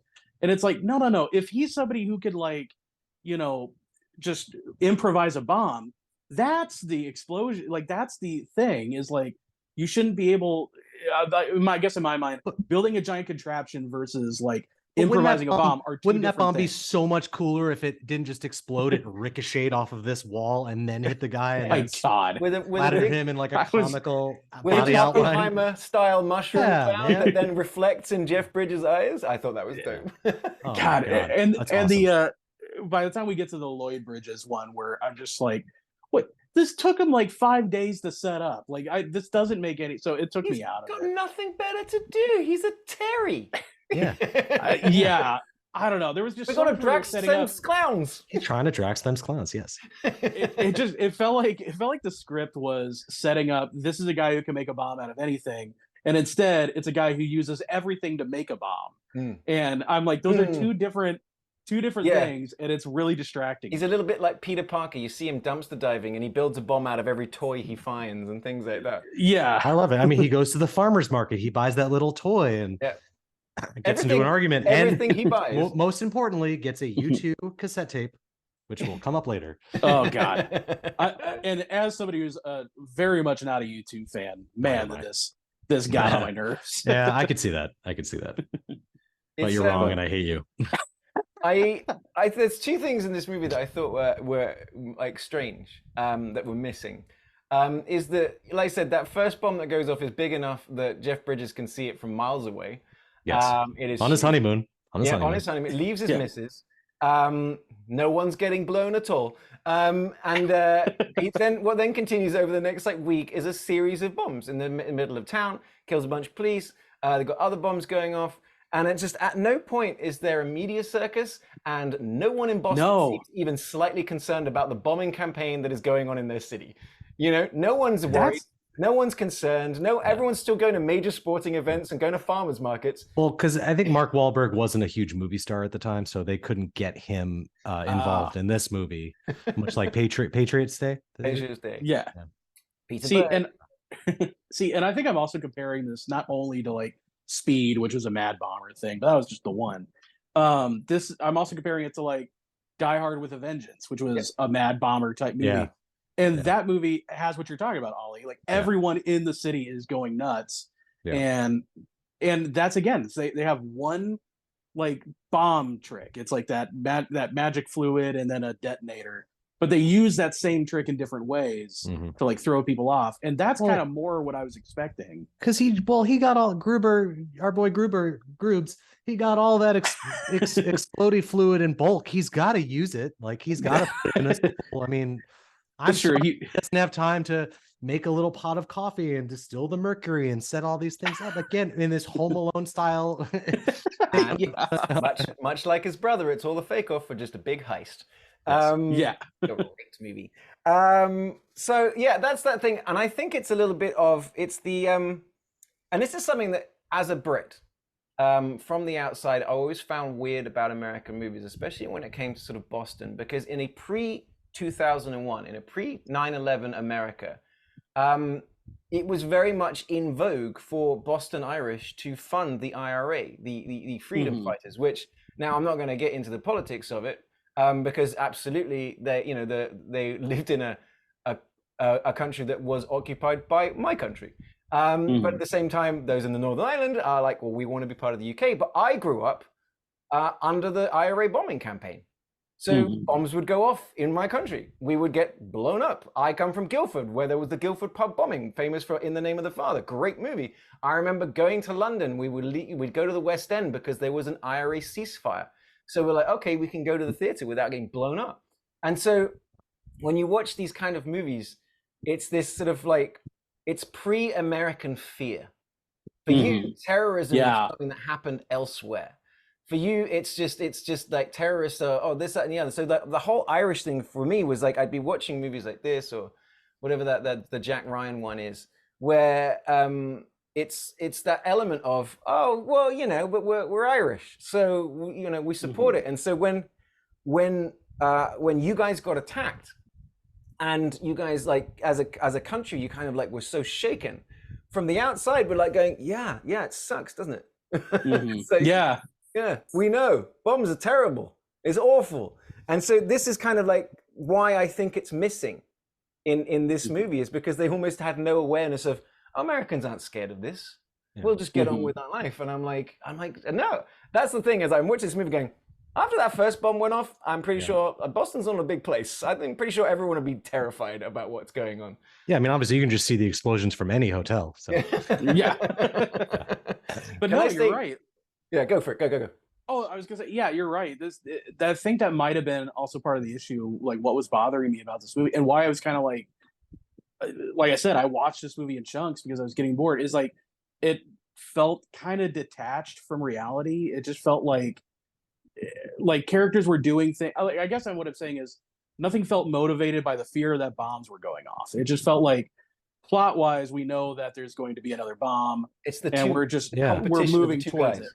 Yeah, but and I'm just like that, and it just from now having lived in a post 9/11 world for so long, I'm like, this is just so not a realistic experience that I'm a little disengaged. When I saw this when I was younger, the scene where Tommy, I think it's after the first bombing where Jeff Bridges realized he's being targeted, and you have Tommy Jones is in his house with his wife and her daughter, and something was set up, and every little thing the clicking of the that was my favorite scene. Let's get into that. That's my favorite scene. It's exactly. Because in this Spielberg level of tension where any little because he can make a bomb out of Bisquick, so any little thing could be like a trigger. So, that shit fucking terrified me when I was young. Let's set this up for people at home who haven't seen it, because it's like Stephen Hopkins does something in this movie that I think is great, is that he gets into these macro.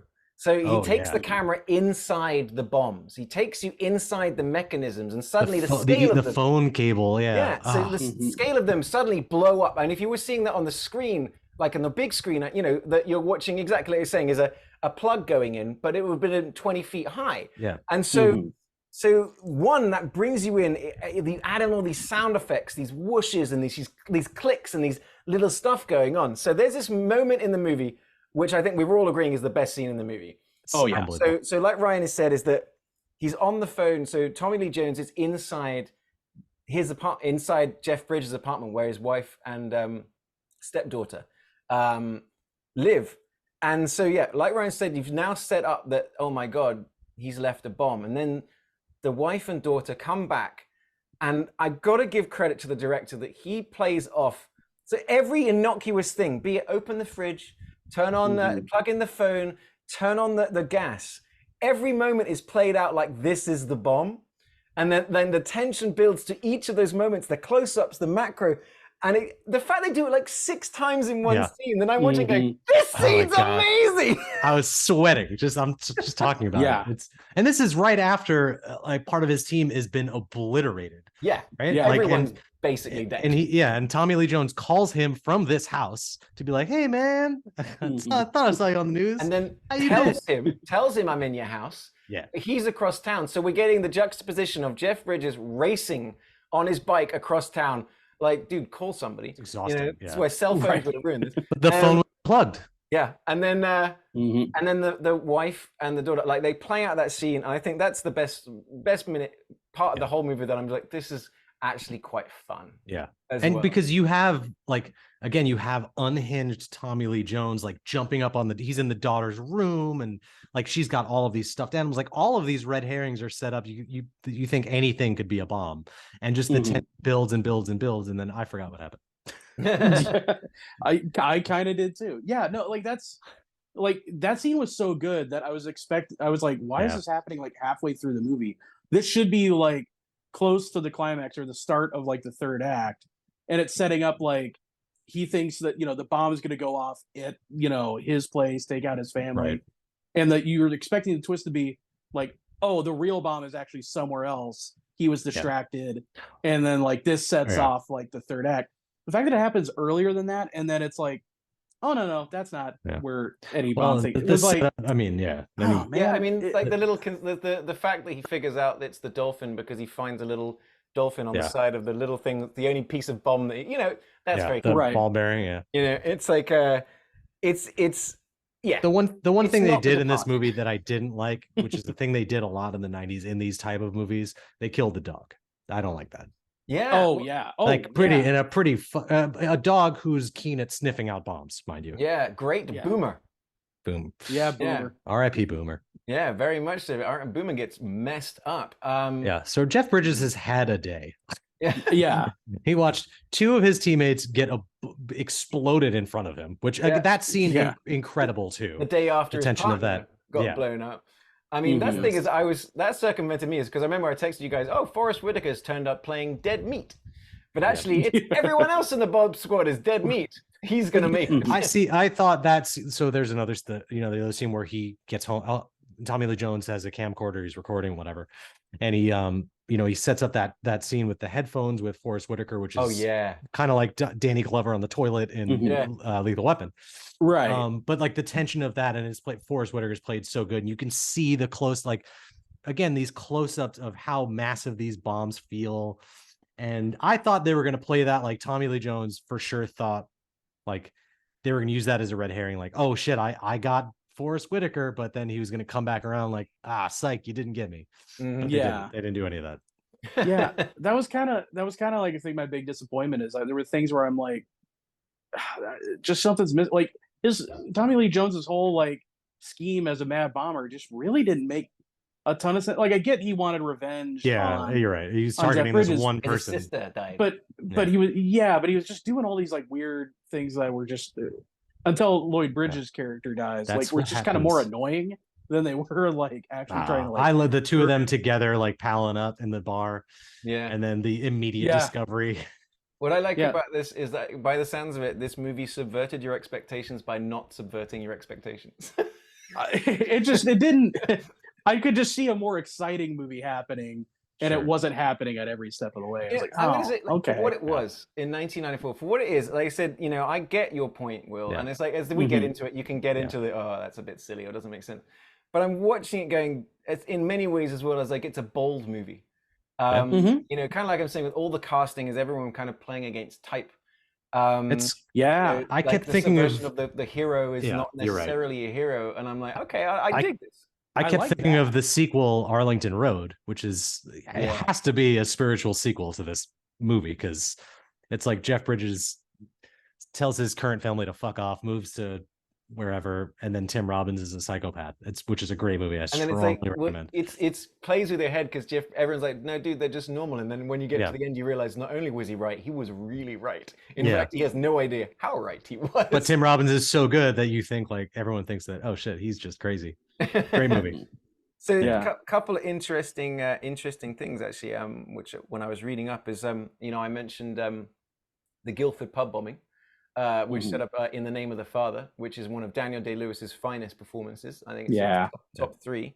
But the actual guy that he was playing, Paul Hill, one of the Guildford Four who were wrongly imprisoned for that attack, was actually helping with background and stuff on this movie. He was a consultant on Blown Away, which is kind of like just an interesting little that's awesome little connection. The ship explosion at the end, which is massive. The whole shit. ship scene, as ridiculous as I think, Will, you are right to say that it Rube Goldbergian as it was, the setup of all the sort of smaller explosions getting onto the bigger explosions, getting onto the big explosion. I loved it. But the close-ups of like the ball bearing going through and the mercury going around. I love all those like insert shots. There's a lot of great filmmaking going on. Yeah. You know, it doesn't make a lot of sense. Would it have been better on a submarine? Sure, I guess. I see where you're going with this. Every movie is better with a submarine. But I was also seeing that explosion shattered 8,000 windows in East Boston. I mean, that scene would make Christopher Nolan come in his pants. Yeah, because it's very real. Absolutely. I mean, like, I thought that I clearly Nolan was definitely. They look close to that, like on that way. Like that's unbelievable. Yeah, those stunt people were very close to that explosion. It was like that's how Forrest Whitaker lost that eye.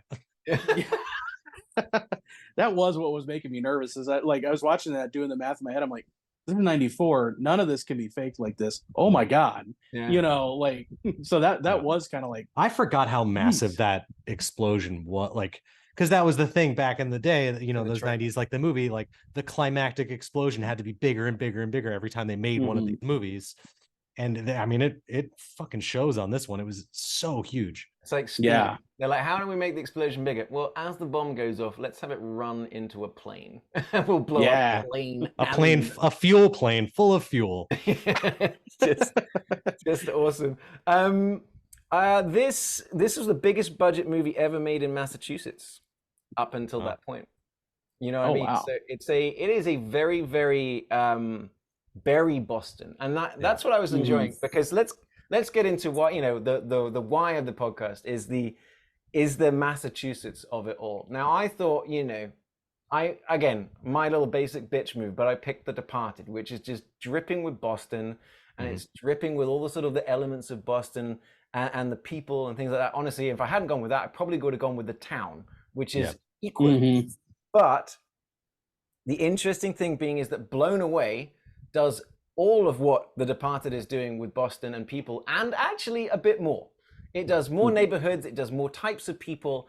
It's not just straight up gangsters, it's blue collar workers, it's people from different walks of life, different neighborhoods and things like that. And in fact, gives us more geography of the city and surrounding area than The Departed does. And then we have Jaws, which, like I said, is not set in Massachusetts, but famous for being shot there and famous for being one of the greatest movies and most famous movies of all time. Much in the same way that when Beth Troutman, she was on the show with North Carolina, she bought two movies that are not set there, Dirty Dancing and Last of the Mohicans, but movies which are defined by and in fact celebrated in that state.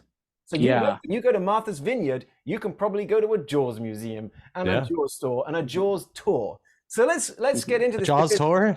Because it is very, very not clear to me. I think this is a tough really one. Interesting race. Yeah, this was a tough one. I've never been to Boston, and I'm from New York, so I just automatically hate everyone and everything in Boston. Sure, it's just in our blood. I can't explain it. I'm sorry. It's like you with Philadelphia last week. It's just the New York in you, just yeah.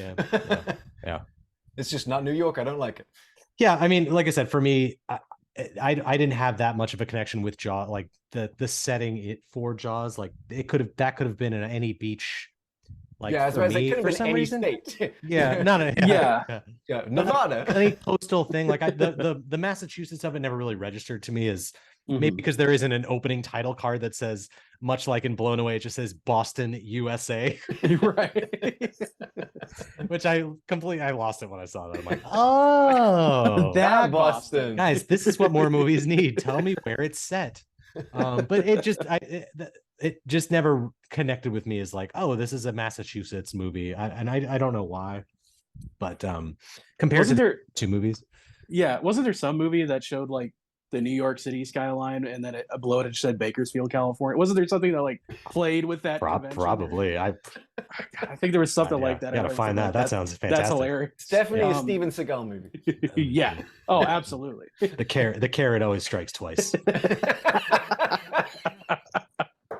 Yeah, you know, I'm already working on it. Yeah. What's up, Doc? He's not going to get up from his chair the entire time and just hit people with carrots. Yeah. Just carrots. So for me, sorry to go back, I can like, as much as to my chagrin, like I can omit Jaws from my selection because it just didn't feel the most Boston to me, or excuse me, the most Massachusetts to me. And the town, I see, I'm already saying like you can put any Ben Affleck, Matt Damon movie, be it The Town or The Departed, The Depahhhted, Good Will Hunting, Good Will Hunting 2, The Revenge, The Last Duel. The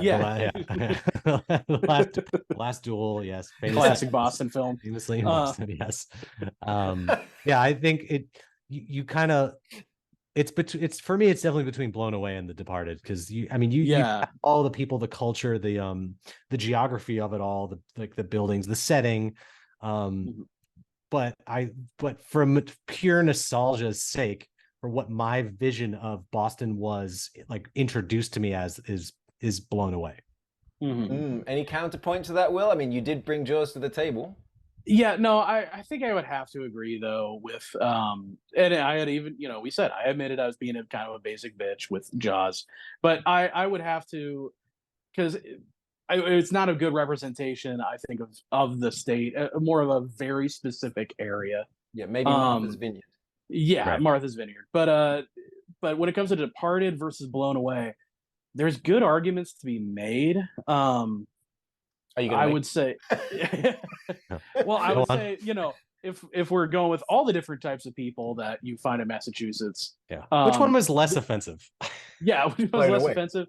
And the Departed features a real criminal. Mark Wahlberg famously has been arrested numerous times in Boston, and based his character on the cops who arrested him.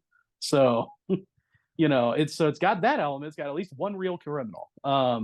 But technically two with Alec Baldwin. Technically two. Oh man. I mean, so you really shot your shot on that one. They're both neck deep in Irish American. I mean, like on the one side, on the one side we've got the Irish American sort of police and blue collar. On the other side, we've got the Irish American, like the criminal element. I felt like in Blown Away they at least go, there are other people apart from white people in this movie, right? Like that is true. Has name two exactly of color that sort of turn out here or there, but like when you get into Blown Away, it does bring you a sort of more like the police. There are many different types of people. He's got his Cuban friend, and he's got Forrest Whitaker's partner. You've got that cool bomb defusing robot. That is the that worst. Was awesome. Fucking robot. It was like made like Johnny Five. The one typing and they're like, oh, this is it, guys. It failed immediately. I'm sorry. Hold on. I got to talk about that scene very fast. We glazed over. 30 seconds. Take as much time as you want about this scene. Set it up. Set it up. Take your time. So that bomber, which is not the Tommy Lee Jones bomber, it's just a jealous lover type, right? I was drifting it out. I was already. He's like an incel. He's basically set up a bomb on a computer for his girlfriend. He's passionate. I love you, and then he blows his head off. Yeah. And I love how the Tatner was the hard drive's only got enough space for how many letters? Wow. Yeah. Right. Yeah, that's the deal. Is like she has to keep typing "I love you," not even grammatically the appropriate "I love you." It's the short on data, short on bytes. Yeah. So she had to keep she had to keep typing that over and over again, and you see there's a countdown to how many bytes are left on the hard drive, and I'm like, man, even in the '90s, like you could type for 6 years straight and not like fill that up. It's like, not in Boston. Not in Boston.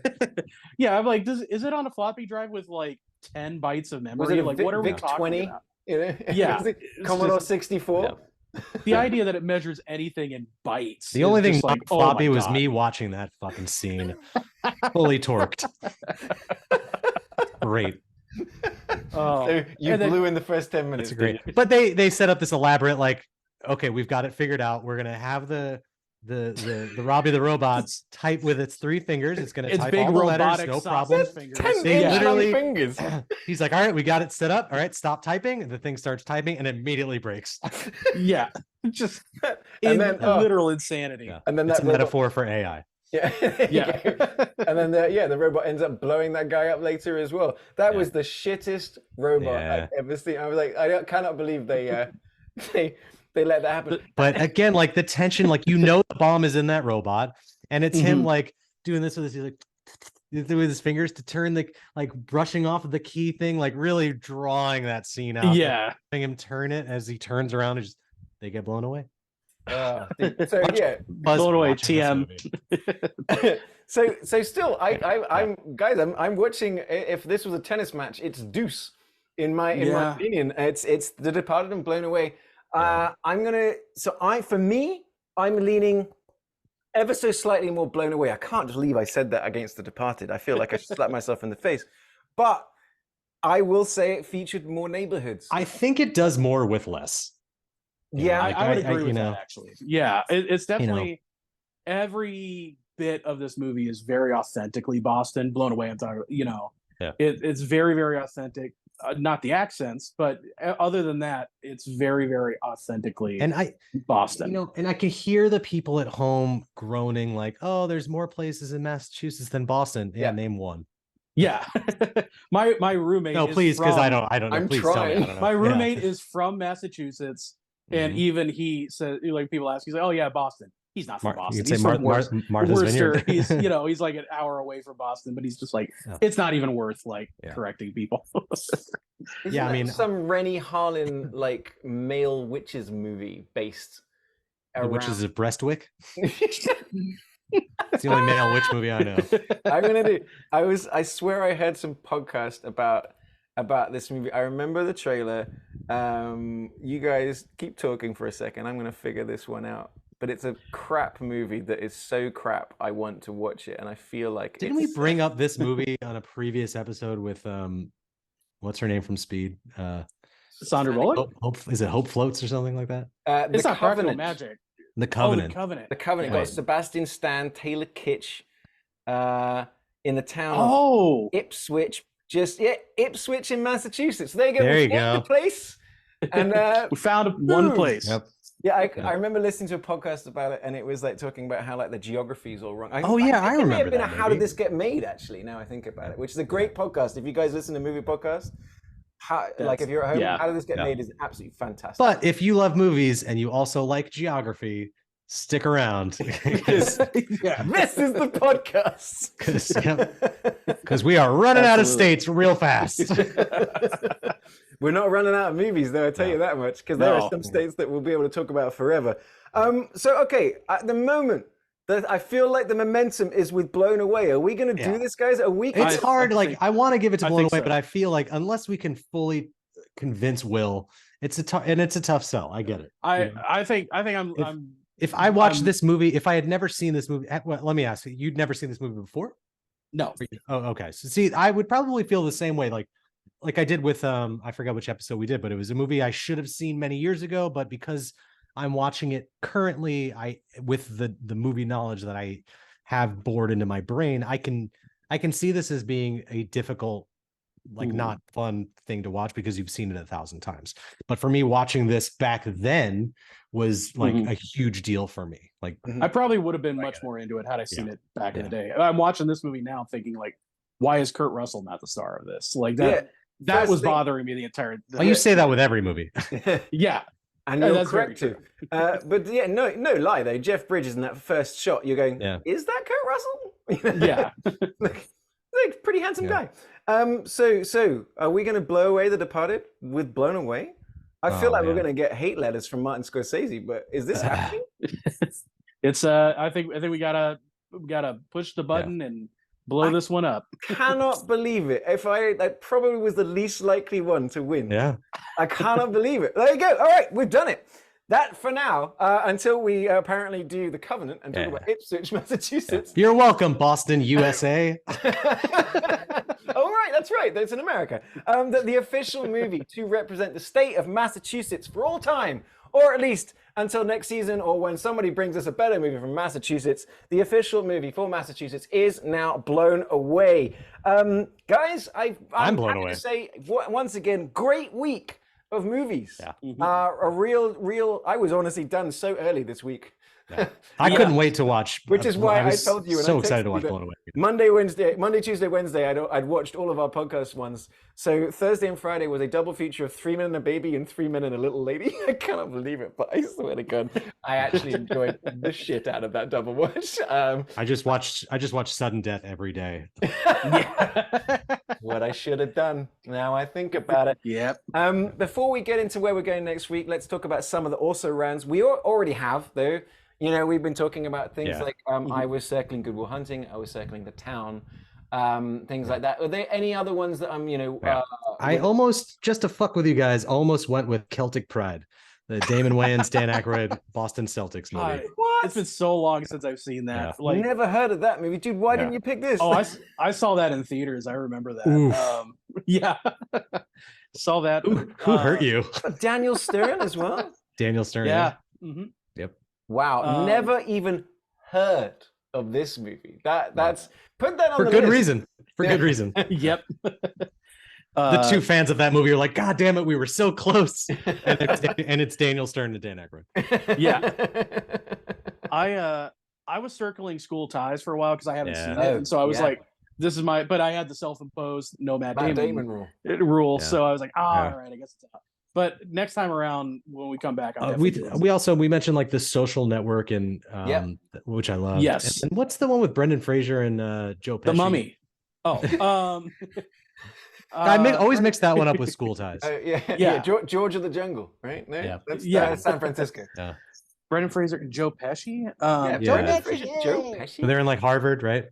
Where Joe Pesci's like the homeless guy, and they bring him in. Is it Stealing Harvard? No. Hang on. That's the Tom Green movie. Brendan Fraser with honors. With honors, that's the one. Yeah. What? Oh. Another movie I've never heard of. Oh, put that on your list, man. That's a great Patrick Dempsey as well. Yeah. Joe Patty Pesci. D. Yeah. Moira Kelly. Yeah. Gore Vidal. What the Yeah. hell? Oh, I think he's the dickhead instructor, and then him and like you just watch the scene on YouTube, but him and Joe Pesci have it out. Like, it's great. Interesting. Like Joe, yeah. That movie was shot in Illinois, Indiana, Minnesota, and Massachusetts. Wow. Oh man, that's like perfect for this podcast. Am I not wrong? Is it? It's set in Harvard, right? Yes, it's set in Harvard, and it has a 19% on the tomatometer. That's a good movie. It's a good one. Actually, what do you guys call that? Because I call it the tomatometer, the tomato meter on Rotten Tomatoes. I thought it was a tomato meter. What word did you just say? The tomatometer. Have you been smoking aluminium? Yeah, I was trying to make liquid aluminium to build my bombs downstairs. Didn't go very well. All right, so where are we going next week, fellas? I was telling you, I've been circling a few ideas. I was feeling very lost. I actually had a dream last night as I woke up this morning to record our podcast. So I can only say this because no other Texans are around. We're going to what is actually the biggest state in America. We're going to Alaska. Yes. Ooh. I've been waiting for this one. Oh, really? I'm thrilled. I'm intrigued, honestly. I already got it. You do? I've absolutely no idea what I'm going to pick. There's nothing that comes to mind at all. So I'm going to get into this. I'm like, I want something random and crazy and fantastic. But get your thinking caps on. Think Alaska. To anybody else at home, if you want to sort of join in, send us anything. We're getting there. We're getting a Facebook page, Instagram. We've got a Reddit. We're going to be putting together a Patreon. Yeah. We are going to give you ways to scream at us physically. Do not worry. We're working on this. That's what we want. We love to hear your ideas. But until then, you can find me as Ollie_Pettigrew, OLI. You can find me as That Englishman in Texas, all one word. You can find Will as entitled Willennial. And coming soon, the last few episodes and episodes coming forwards are also going to start being on YouTube as well. If you like to watch, you can see our dumb faces. if you like to watch our podcast, if you want to watch video of me Googling Steven Seagal eating carrot, that's what the Patreons want. Cannot wait. Now we're paywall on that for sure. No, that's gonna be that's naughty. That's triple. That's gonna be my Halloween costume. I've already got the facial hair for that. Just walking around with a fucking carrot and a belly. That would legit Hold on, be let me write that that costume. So as this continues, we'll start ticking off these states. Guys, once again, great choices for this week. Alaska's where we're going next week. And to everybody at home, thanks for listening and for supporting. We really love doing this podcast, and we love hearing people that are listening to it as well. So think about Alaska, and until then, we'll see you next time on the United States of a Movie podcast.